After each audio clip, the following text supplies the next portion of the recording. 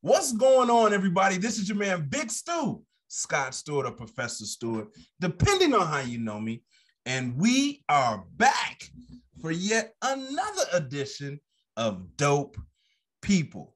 And like I have been doing with this show, to God be the glory, because I can't take any shine for this. We have another dope guest. Dr. Crystal Porter is here with us today. Give it up for Dr. Crystal Porter. Welcome, Dr. Porter. Glad to be here. Thank you. Yeah, so Dr. Crystal Porter is the lead hair scientist and president of Main Insights. Not M-A-I-N, like the mane of, I think when I see mane written this way, it's like the mane of a lion, the hair, the Main Insights, M-A-N-E Insights. Dr. Porter is a research consultant at Chicago State University. She's a wife. She's a mother. She's an entrepreneur. Listen, y'all, she is dope people. Dr. Crystal Porter. Thank you for taking time. Happy to be here. How are you? I am doing well. It's a new year, and it's just a great opportunity to evolve and do better. Absolutely. Well, in every episode, Dr. Porter, we start all of our, so we gave you titles. We didn't really go into like a resume per se, but we do every episode, everybody. We introduce you beyond the resume, beyond the titles, through a friendly game of this or that. Are you familiar with this or that, Dr. Porter? I think I've heard it. Think you've heard it. I think I've heard it, so we'll see how I do. It won't be too bad. It will be friendly. It will be friendly. Okay. Trust me. Are you ready? I'm ready. All right, so we'll start off slow. You ready? Okay, you said you were ready already, so all right, here we go. Nights on the town or nights at home? Oh, I'm gonna have to say nights at home. Nights at home. Good. Summer or winter? Oh, summer. That's easy. Yeah. Okay. Deep dish or thin crust? Deep. Well, you know what? That's hard because I grew up on thin crust pizza. Italian Fiesta on the South Side is what I grew up with. Oh my goodness. South side of Chicago, let me specify. And then I grew into deep dish. And so that's usually what I have now since I'm in the suburbs and I can't get Italian Fiesta. So okay. Is it deep dish or thin crust? So I said deep dish just because that's what I do now. But so okay. I'll reluctantly stick with it. Reluctantly stick with it. Okay. Okay. And you say that was a hard one. We haven't. Okay. All right. We're gonna keep going. All right. HBCUs or PWIs? Woo! So I have evolved with this one. And not to say that I was ever against HBCUs because I actually wanted to go to Fisk when I was in high school. But I went to Chicago State University, which is a PWI, but I did grad school at a PWI. So I think I said that backwards. I went to Chicago State University, which is a predominantly Black institution. So PBI. PBI. There you go. I was about to call you on that. I was like, wait a minute. You know what? Matter of fact, this is our moment. Let's redo that part right there. Okay, let's do that. Let's start with it. You went to Chicago State. Start right there. Yeah, so I went to Chicago State, and that is a PBI. And so I went to grad school at a PWI, and I see the benefits of both. Mm-hmm. But if I had to choose, I think having that foundation where you can get the support that you need and a quality education, I'm going to have to go with HBCU. Wow. I'm not supposed to show bias, but this is my show. I can do whatever I want. So. Shout out to that. Okay, let's keep going because we have a few more. We have a few more. All right. So how about call or text? Oh, I'm actually a call person. I like to, even though time-wise, I really feel like I never have enough time, but when I have a call, I'm happy about the call. So while information sharing, like if you need to give me your address, text is good, but when I'm having dialogue, that's really where the magic happens. So call. Okay, call. That's a good one. That's a good one. I like that. High heels or flats? That's easy, flats, because I am 5'11".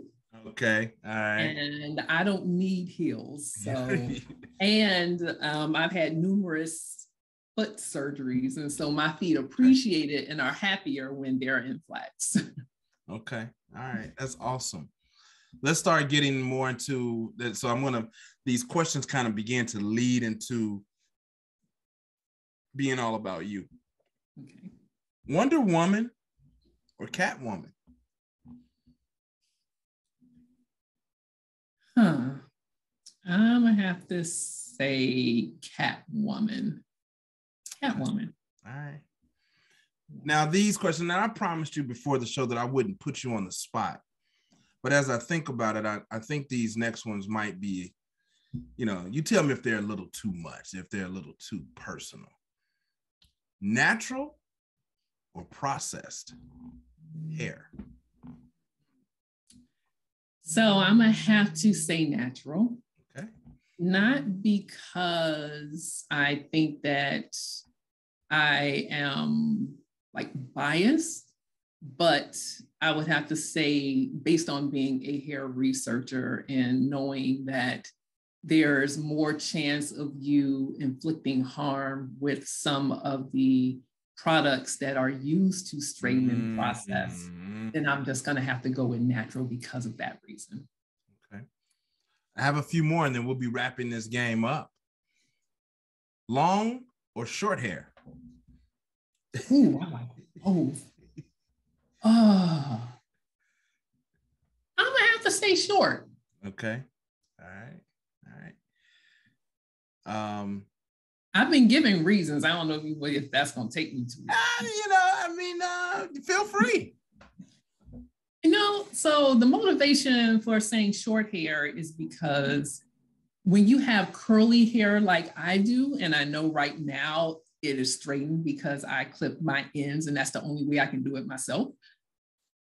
I feel that life is hard enough. And when you have longer hair, and particularly if it's a tighter curl pattern, then it just takes longer. And why put yourself through that process, and especially if it's not enjoyable, like for me, just wear short and be happy and confident and live your life. I love it.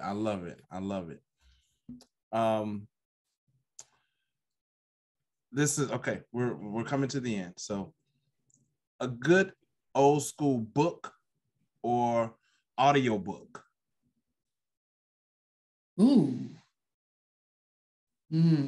Like a paperback, hardcover, or audiobook? Let me think. I'm going to have to say it's a book that I read. You said old school though, so this doesn't. Well, I mean old school in the sense that a book that you can touch. I don't mean title wise. I don't mean okay. Like yeah, touching okay. a book, a physical book or audio book. Got it. Yeah. So this tells you a little bit about myself and lets you know how much of a nerd I am. But there's a book that I read a few months ago called The Secret Body. And it gives information about why we should be more appreciative of what science has done and the evolution of where we are when it comes to research and science. So it's like right aligned with what I do. And so the nerd in me likes that because I like to see what is coming down the pipe technologically so that I can be prepared to make sure that when I collaborate with people that I am going in a direction that is going to be relevant. Makes sense. Makes sense. And I wrote that down, The Secret Body. I want to check that out. Yeah, that was awesome. Okay. Final question, if this or that. In-person learning or e-learning, virtual learning? In person. Want to talk about that a little bit? Yeah, so in-person learning, I think that there is nothing like, so I'm into energy and really being able to be in tune with whomever it is that I am either getting information from or sharing information with. And I think there is no better way than to just be present with someone physically to really have an impact on both sides, because you're a professor, so the energy that you get from the class, you have more control, I feel, to be able to bring things out of your students when you're in person than virtually. And as an educator, I feed on the energy of my audience, and I think I have more control that way. But on the reverse side, when I am a student and I'm with someone, I just I get more from that interaction. But even though I may not have a one-on-one conversation, I still feel like I get more. Great job, great job, great insights from the president of Maine Insights, Dr. Crystal Porter. Thanks for being such a good sport. No, that was fun. Dr. Porter, what kind, first of all, where are you from? Where are you from? You from Chicago? You from the Chicagoland area? It depends on who you talk to. So I say that I'm from Chicago, but when I say that around my husband, he's like, you got to go to high school in Chicago to say that you're from Chicago. So give it to us. I went to junior high school and high school in Michigan City, Indiana, which is less than an hour away. So you fighting for that whole Chicago time, huh? It's less than an hour away. I hear you. Wait, you said Chicagoland area. So for all practical purposes, if you travel from the heart of Chicago in 1 hour, one direction or another, it's still considered Chicagoland. So yes, I'm voting for it. That's true. All right. So Michigan City, Indiana is where you went to middle school, high school, and then what? What about after high school? What'd you do? Yeah, so I went to Chicago State University for my undergrad. I had several majors, but got my degree in biochemistry pre-med. Wow. That's a whole conversation in itself. It really is. So you said you had several foci, right? Right. And then before ultimately graduating with, did you say biochem? Yes. Okay. All right. Biochem. What were some of the other concentrations before settling on biochem? I loved math when I was in high school and was pretty good at it. Wow. And I thought working with numbers and like accounting has numbers. Science, yeah, right. Yeah, and it's not scientific, but I wasn't really good in science though either. So I didn't think to go into science. And I did not have like all the programs that they have in high school to really find out like really what I wanted to do. And so I majored in accounting, then I majored in nursing, and then I did pre-med, and then finally was like, you know what? I want to not be a doctor, I want to be a scientist. And that's how I ended up in grad school, but that was my journey. Wow. What kind of student were you in middle school and high school? Now, I heard you say that you were really good at math. I sucked at math. I didn't become good at math until I became an adult, quite honestly. I like, you don't even want to know what I did to get through math in college. But at any rate, what kind of student were you in middle school and high school? Interesting that you asked that question, because I was above average in high school.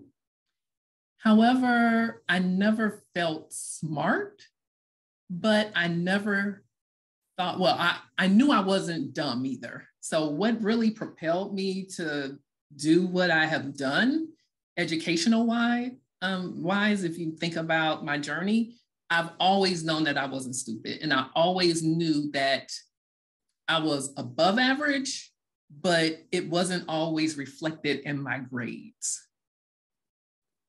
So that's what type of student I was. I can identify. Did you always know, and I think this already came out, but I'm going to ask the question anyway. Did you always know you wanted to get into education? Did you already know? Did you always know that you wanted to get into education? Did you always know that you wanted to teach? Where did you get that from? When did that become a thing for you? That became a thing that was more or less, I don't want to say it was forced upon me, but when I got into corporate America, I had a lot of opportunities to speak and to educate. And there weren't a lot of us who were able to do it. So that's how I got my start. It was actually in corporate America. And it was very empowering because as someone who, I never thought that I was the smartest person in the room, but at the same time, I always knew that I had valuable things to share. So when given those opportunities in corporate America, I definitely did take advantage of that. And that's how it got started. So you spend some time in corporate, you graduate undergrad, you go spend some time in corporate, you get some opportunity to do some teaching while in corporate. And then something is missing. Can you fill in how you actually got into teaching, and when did the PhD become part of your accolades, your accomplishments? Right. So after I finished at Chicago State with my undergraduate degree in biochemistry, I went to what is now known as Missouri University of Science and Technology. It wasn't named that when I attended. It's a part of the University of Missouri system, and it's the engineering campus of the University of Missouri system. So they are more technical. They have a lot of disciplines. Like if you want to be an engineer and you live in Missouri, that is like the place to go to get your engineering degree. And I found out when I was in undergrad that I wanted to, I feel that I should have majored in mechanical engineering. So I had an advisor at Chicago State because I said, oh my God, I've gone through all these years. I've changed my major all these times, and now I still didn't get it right. And I'm about to start all over and get a degree in mechanical engineering. And so my advisor said, no, what you're going to do is you're going to take this extra semester and you're going to take engineering courses and you're going to apply to grad school that will allow you to have a project that can incorporate your passion in mechanical engineering while still pursuing what you want to do in chemistry. So it turned out that I went to the Missouri University of Science and Technology, and my project was more based on mechanics of materials. The material happened to be polymers or plastics, but that is why I went there, and that is how I got my PhD straight from undergraduate school. And then when I went to corporate America, majority of my years were spent at L'Oreal, and that's where I had the opportunity to teach, because with us doing basic research on hair, particularly hair of African descent, we were the ones who had a lot of data to share, because unfortunately, that's an area where there's not a lot of research being done. So we were, I guess, pioneering that research. And that is so passionate for me. And so that's why I continue it, but that's where it started. I want to get the question right. I have to get the question right. Like in middle school and high school, how focused were you on your hair? Like how much of your hair was you during middle school and high school? And I'm hoping that this goes a certain way? I have to say, I want to say pretty typical. I was always insecure when it came to my hair. I grew up where having long hair was the thing to have. I didn't necessarily have long hair. And it didn't bother me that much because I wasn't the only one who didn't have long hair. But were you at a predominantly Black school, or were you at a predominantly white school? Right. You know, what was that? What, because I'm about to blow this episode is about to be on fire. I think it's going, you go. So were you in the PWI? Were you in the PBI? Like what? Yeah, I was in a PWI in middle school and high school. Wow. And I didn't get asked about my hair that much. I mean, it really wasn't a major part of my life, I have to be honest with you. I had the same insecurities. I think the biggest thing that affected me was I don't believe I made the right decision when I was in high school. So we had to take 1 year of swimming. And I decided to take that as a upperclassman as opposed to most who took it as a freshman or sophomore. So I took swimming, and I was the only Black in my class because I was in advanced swimming. And so it was only like maybe 5 of us in the class. And because it was me and others, and we had to dive a lot, that swim cap did nothing for me. So my hair was exposed to chlorine for however many weeks we had to take it, and all my hair broke off. And I literally had to have all my hair cut off for my senior pictures. So if I were to pull up a picture and show you my senior pictures, it was like maybe an inch long. And that isn't what I wanted for my senior photos, but hey, it is what it is. I lived through it, and yeah, that's that. And so that's phenomenal, because still today, obviously, and I have daughters, hair, sheesh, it's the central theme of, in my experience, and I've worked in education for many, and I've run across women, obviously, and hair is the central theme in a lot of women's lives. It's like, it won't go out because the hair is not right. I mean, it won't go for the job interview because the hair. They won't take the vacation because the hair. They will or won't do a lot of things because of their hair. But I heard you say something: biochem, engineering, and then L'Oreal. Like, and now you are the president, founder of Main Insights, which is hair research.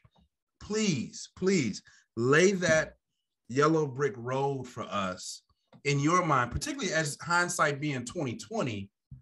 What is that journey going from that senior picture, swimming, L'Oreal, engineering? Because I think there are a lot of women, a lot of young ladies, and a lot of women who, and particularly, and this is this audience is filled with predominantly educators, right?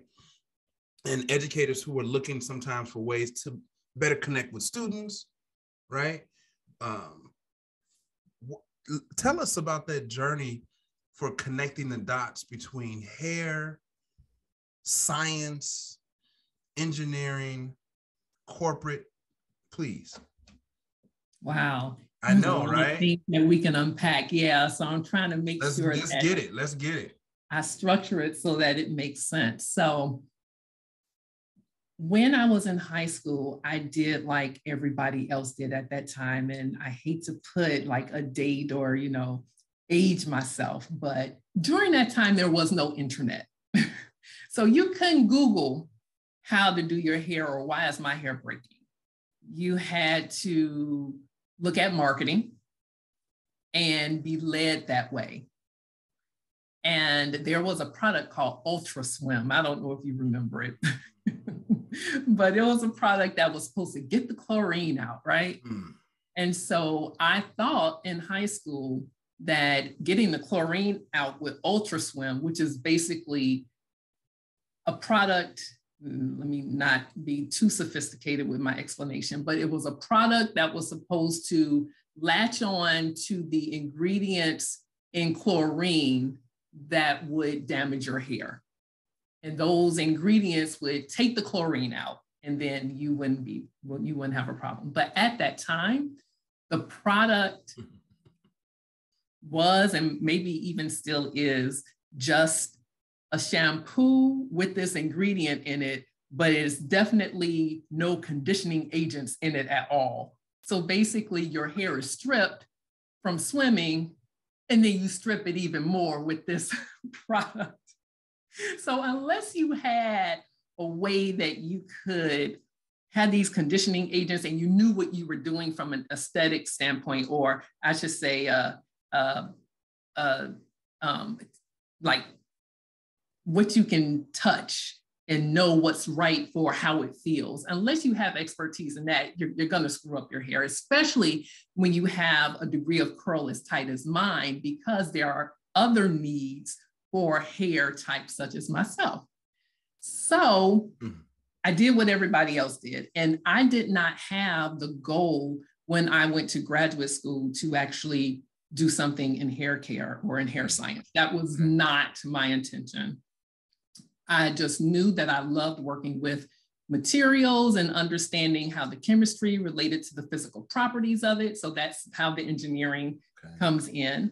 And that is what I really enjoyed doing. And so I was not going to go into hair science because my first job offer was actually with GM, General Motors, and they wanted me to work in the coatings department for painting cars.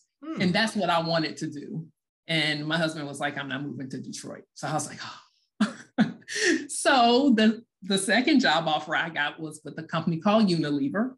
And the department that they wanted me in was in hair science. And so that's how I became a hair scientist, because I could not work at GM because my husband wasn't moving to Detroit. So all of my education about hair science was, it just fell in my lap. And of course, just like any woman, you get into that industry and you're like, wow, who knew? And you're learning about all the science, and you're learning how the chemicals react with your hair, which is a biomaterial. So it's still engineering. Still trying to understand how the quality of your hair is impacted by everything that you do. So not just the products you use, but also the environment that you live in. Like here in Chicago, we have one of the hardest water systems, unfortunately, for people like me, for any metropolitan area in the United States. So just something as simple as where you live and the quality of water is going to dictate how your hair behaves. So, who thinks of these things? And so that's how I became really excited. So when the opportunity came to be a part of the L'Oreal Institute for Ethnic Hair and Skin Research, I'm like, what? That exists? Oh my God. So who would not want to be one of the first scientists in something just so groundbreaking? And that is where the passion started and continues to be the catalyst for what I'm doing right now. Dr. Porter, I've prayed over the years to become more humble. And I think in this moment, my humility is not serving you as properly as it deserves, as you deserve. You are a Black woman in science, in engineering, in education. You have a Ph.D. First, let this be your flowers. You are absolutely dope. It is phenomenal to not only have you on the show, but to be a colleague, friend of you and your husband, who is also an engineer, by the way. He's an engineer. This is absolutely phenomenal. You talk about relationship goals, family values, and then you have a daughter. At least you have two daughters. Yes. Right? You have two daughters, but one of your daughters, I believe, is also in engineering. You are absolutely right. And that happened. I'm still surprised because after I couldn't figure out what the heck I wanted to do in life, of course, with my children, I'm like, okay, I'm going to throw everything at you and see what sticks, right? And so we had her immersed in all kinds of engineering programs and of course, science, because that's our background. Sure. And she wouldn't have anything to do with it. And then lo and behold, she is a software engineer in Silicon Valley. Yeah. So who knew? I would not have predicted that. So again, we have educators, superintendents, principals, leaders, educational leaders paying attention. I think this is phenomenal. What would you say to your peers about engaging more women of color in the STEM fields, in the science? And then you said, your own children, you're throwing everything at them to see what sticks, and one worked and is working in that field now. What would you say to your peers about increasing the number of women of color in the sciences? Wow. This question took me back to an event that I participated in as a parent in the school district that I'm in. And one of and I can't think of what it was called. They used to have something called Parent University, and I know it wasn't that because it was something that was related to having teachers understand students better. But while I participated in it, I was doing these roundtable discussions, and one of the teachers in the district revealed something, and I was so happy she said it. And what she said was, she had been in education long enough to realize that even though teachers feel that they can pick out the smart students, that is something that incoming teachers need to be very aware of, that you can do a great disservice to a student by thinking because they are a quote unquote good student at that moment in time, you're gonna predict that they may be successful in life. And what she has said is more often than not, the ones that she thought were not going to be successful ended up actually doing great things in life. So what I would say to your question is, we have to humble ourselves, because even though we have experiences, we do not know why a student may not be engaged, or the true story of why a student may not be engaged at that snapshot in time. And we should humble ourselves because we cannot predict what the future holds and how that particular student, how they're going to could be a positive contributor to society. So don't give up. I know sometimes it can be very frustrating, but that is the one thing that sticks out in my mind as an educator. Never underestimate the power of a young mind.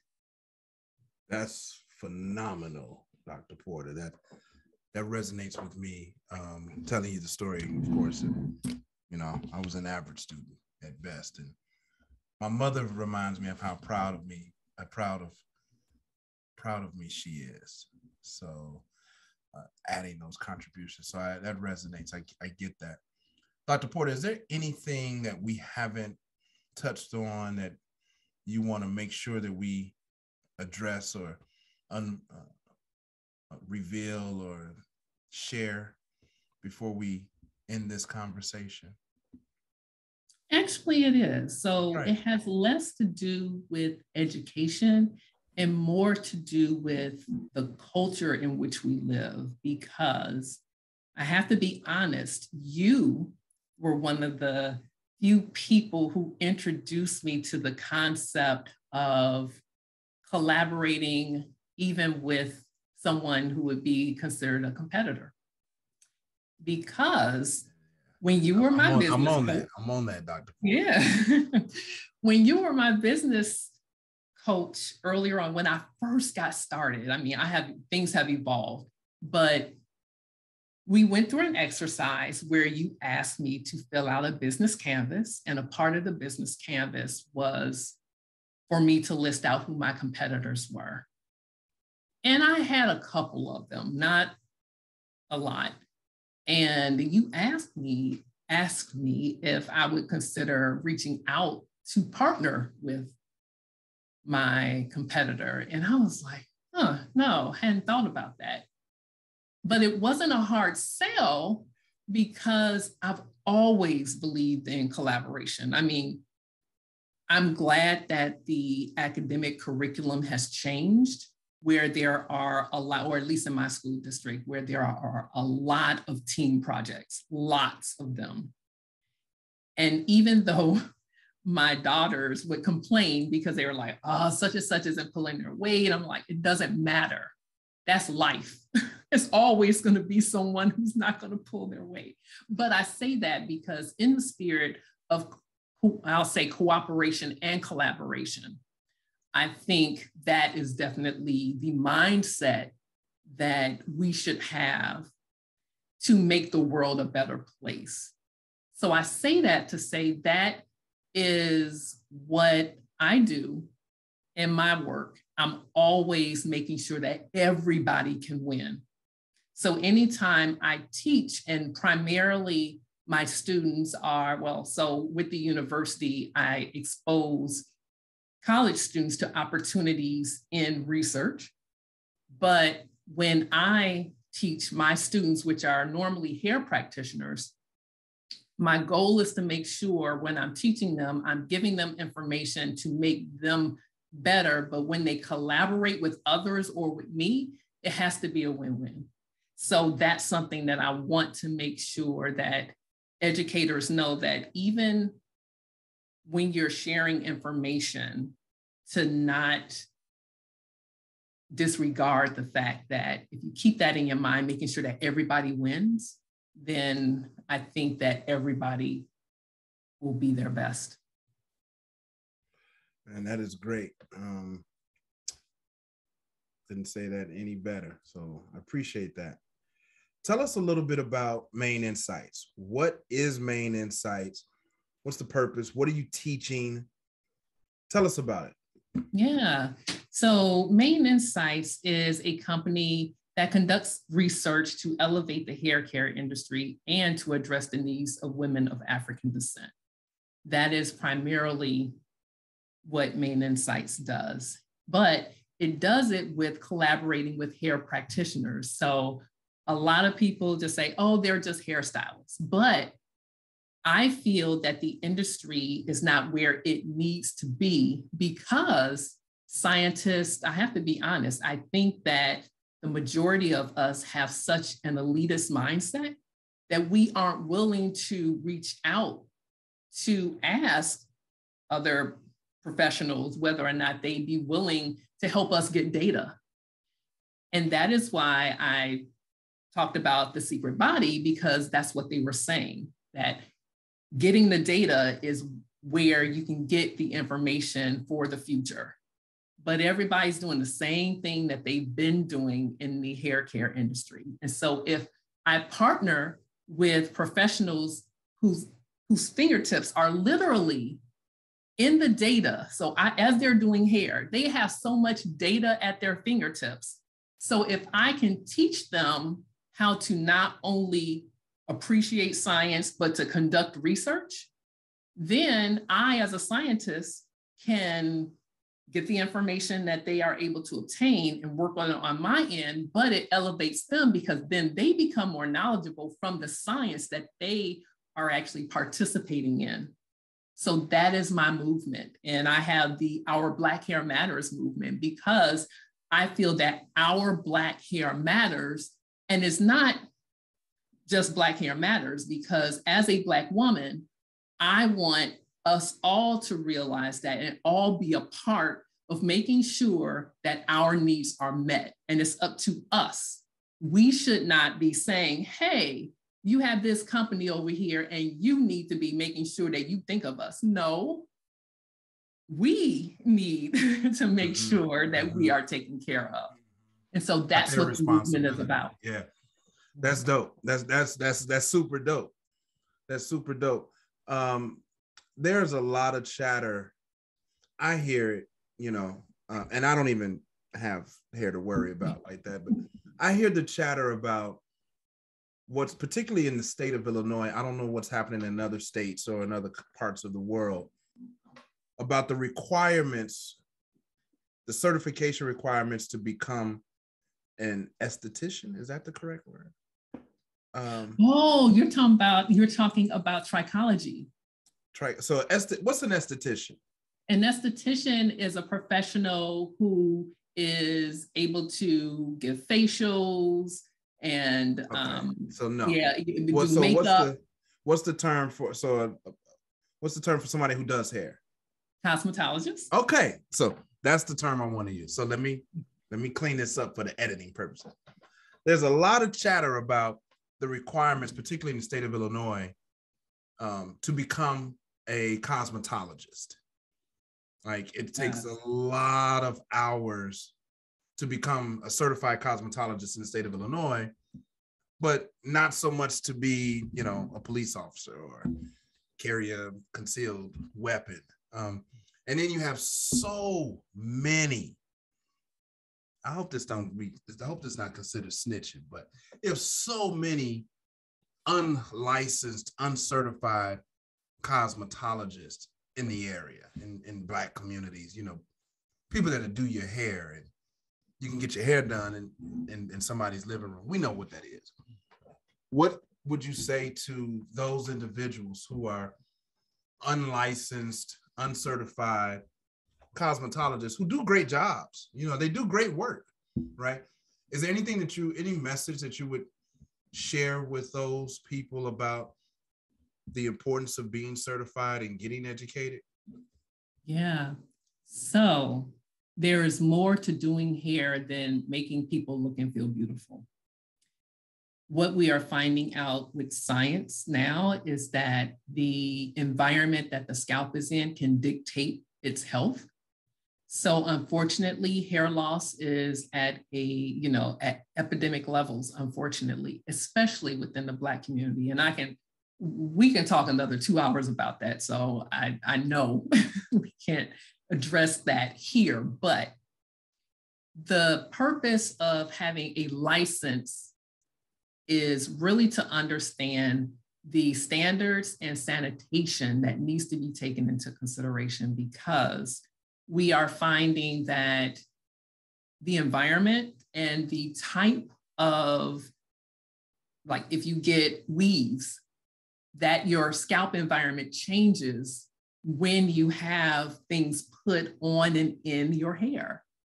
And you need to understand that more. Now, I don't think that they have that as a part of the curriculum, but that is why I am here to make sure that the industry is elevated so that we can get there. But even before that happens, you have to understand that sanitation is extremely important. And a lot of people don't understand why you need to make sure that things are clean and sanitized. And two, you need to know that there is a way to do things that will allow if someone has a sore in their scalp, when should you do a service on them or not? Well, that is what you learn when you have a formal program to actually do hair. You know how to navigate in that space, and everybody wins in terms of the cosmetologist is taken care of and the client is taken care of properly. So I am all for education, and hair is an extension of ourselves. I mean, so it's almost as though it is. So the first thing you see with a person is their face. And so you have hair, whether you wear it bald or not, you want to showcase yourself in the best light. So you don't want to have a scalp that, is scabby or flaky or anything like that. You want to represent yourself in being the best you that you can. And so having that education helps everybody. You as a professional have your reputation, and the person feels good about themselves. This is great. And I think it could be, it definitely warrants a follow-up conversation. And I think this is the most in-depth conversation I've ever had with you about your business, specifically, Main Insights. I've always been intrigued. Again, this is one of those things, I don't know if it's appropriate to say or not, but my gut is saying to go with it. I think your hair is beautiful, right? I think your hair is great, and it looks great from here. And I think that's a testament to the work that you're doing. And I'm hopeful that more women of, as you say, African descent start to pay more attention to how to properly care for their natural hair and embrace that. But that's my 2 cents. Dr. Porter, it's been a pleasure having you on. I'm already thinking I want to bring you back because there's some more insights that we can gain from you. No pun intended, but that was a good one. There are more insights. That was a good one. I didn't plan that one, but that was a good one. There's more we can glean from you. There's more we can learn from you, and I'm looking forward to it. And I think our listeners can appreciate this conversation as well. But that is all the time we have for in this episode of Dope People. And you already know what it is. Until next time, peace.